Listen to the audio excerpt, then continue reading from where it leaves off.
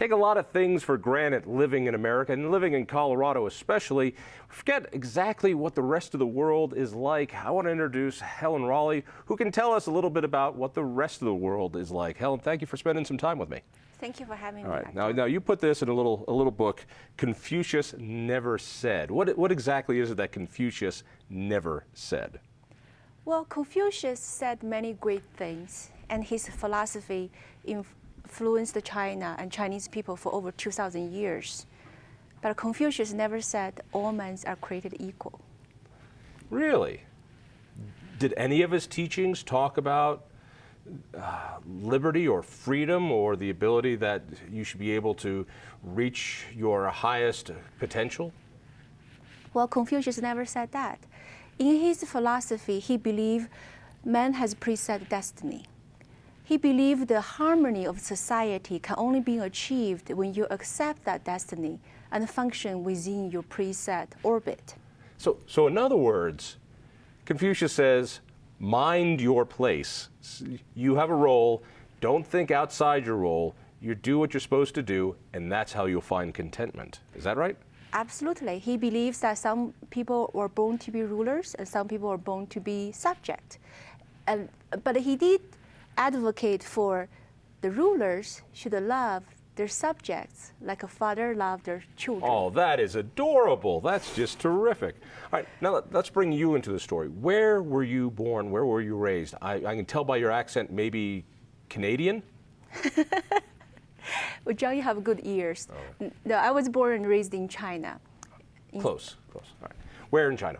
Central China, to the west, which is a place very far away from my hometown. In this book, I include a map to show you where my parents come from and where I came from. When did you come to the United States?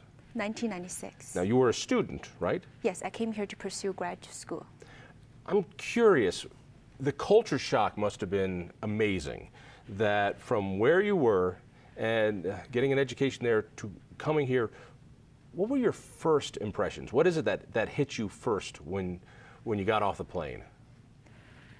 Well, I got off the plane at the Kennedy Airport. My first impression was, it was nothing like I imagined. It was dirty and crowded, just like in China. No, even though that's just New York, honey. Don't worry. Yeah, in the Hollywood movie I saw in China, it's all about a skyscraper. About America, it's always skyscrapers, fancy cars, people in fancy clothes. And Kennedy Airport was nothing like that. But outside of Kennedy Airport, when I went to upstate New York to my college, it was very neat, very clean little town. People were extremely friendly. So there was not much culture shock there. Although I have to tell you a funny story about my first class was advertising, because I'm a business major. And my advertising professor had a very strong New York accent. And he was talking about Super Bowl. I had no idea what the Super Bowl was. So I wrote on my notebook, Super Bowl, B-A-L-L. And then afterwards, I asked my classmates, I said, what is this big ball that the professor was talking about? So yeah, that was my really first culture shock. Talk to me about the cultural difference, and I'm not talking about, you know, style of dress or how people communicate, but the feeling that when you got here, you wanted to stay here. And I'm curious why. What made you want to stay in the United States compared to going back to a country which is growing, which is becoming the world economic power? Why here? Well, that has to go back to how my experience of growing up. As you know, China experienced a great change in the last 30 years. So when I was growing up, China was nothing like it's today. When I grew up with food rations, I grew up with that my parents could not choose where they wanted to live, for whom they could work for. I grew up with the government told me how much I could eat every month, especially because I'm a girl, that I had to eat less. My food ration was less than a boy. There was a story in my book about, because my Chinese name happens to be a boy's name, so for a period of time, I received a food ration meant for a boy, because bureaucracy make mistakes.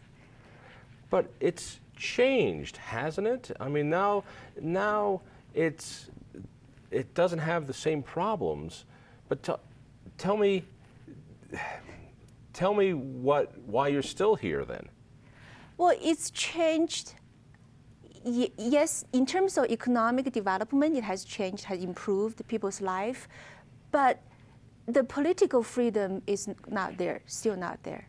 The reason I wanted to stay here is because here I'm free to live to my full potential. I'm free to choose where I wanted to live, to what I want to work for who I want to work for. And right now, I'm an independent business owner. I work for myself. And there's no limit to how far I can go.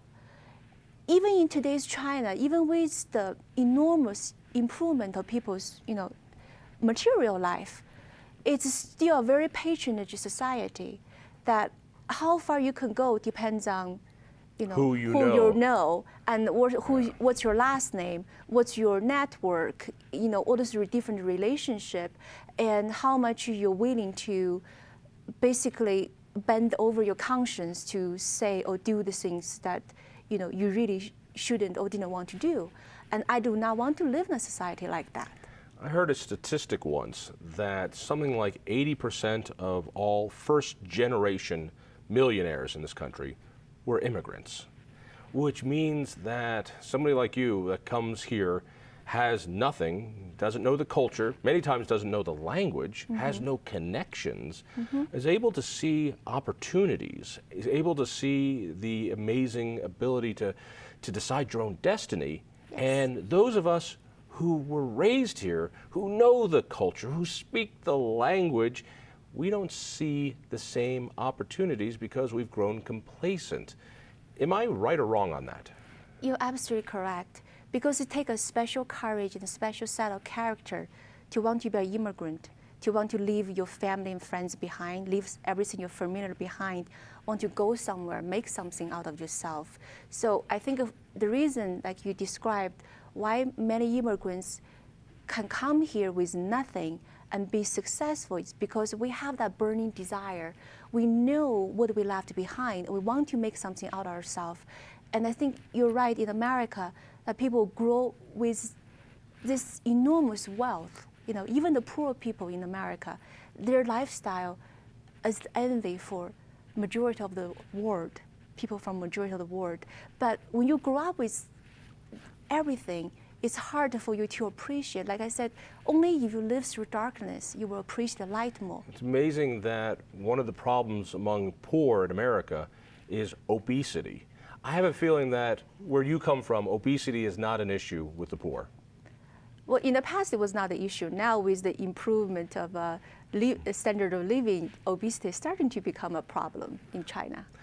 Let me ask you, you've been here since 1996, all right? So you've got a couple of decades under your belt watching the United States. We've talked about the differences. I want to talk about the similarities. That is, have you seen things where you go, wait a second, that looks familiar to me? What are you seeing something in that direction? So many. That's why this book, at the end of each chapter, I have a section called the Food for Thought. That's where I try to distill lessons from China and compare to today's America. For example, in terms of intrusion of property rights, right? Property rights is not just about owning stuff. John Locke said everybody has a property rights in yourself. You own your thoughts, you own your own action. You own your body, you own your thoughts, you own your speech. Yes, you can decide what to do. But here, now in today's America, we're starting to have a government to tell us that you have to buy health care, you have to buy health insurance, basically. And we also have a government, the DOJ has this federal asset forfeiture program that they can take your asset away even before you're formally criminally charged, right? They can take your stuff even though you haven't gone through a trial yet. Yes, and they can tell you what to do, that you have to buy health care insurance, otherwise you're going to get fined. That, to me, that's a socialized method thing. It's very familiar to me growing up in China. So when you see these things happening, what's the warning sign? What is it that we ought to know? Because we have become very complacent. We have taken things for granted. We take a lot of our freedoms for granted. We know that we can say what we want, but all those little regulations that build up, when you see them happening, what is it you know that I don't? Well, John, I think you know, but for the rest of the society, it's very difficult for people to tell the difference between good intention versus the actual practice, right? Because, if you compare the socialism in theory, it sounds wonderful. Everybody will have everything. Nobody should have more than anybody else. We all enjoy economic equality. We should all have the same thing. If you have an iPad, I gotta have an iPad too. Somebody will have to give me an iPad. But in practice, it always failed because economic equality is neither desirable nor achievable. In China, when I was growing up, we had equality. Everybody was equally poor and miserable. In today's China, like you mentioned, that our economic development has been amazing, but in China, the inequality has grown. Now, I'm certain there are people watching who will say, apples and oranges. You're talking about socialism. What we're trying to do is not socialism, even though we force you to buy the exact same insurance policy everybody else is buying. That's for the better good. And though we're outlawing things, whether it's trans fat or doing whatever, and we're taking away bad guys' stuff, that's for the good of it. That's not socialism. That's just good government.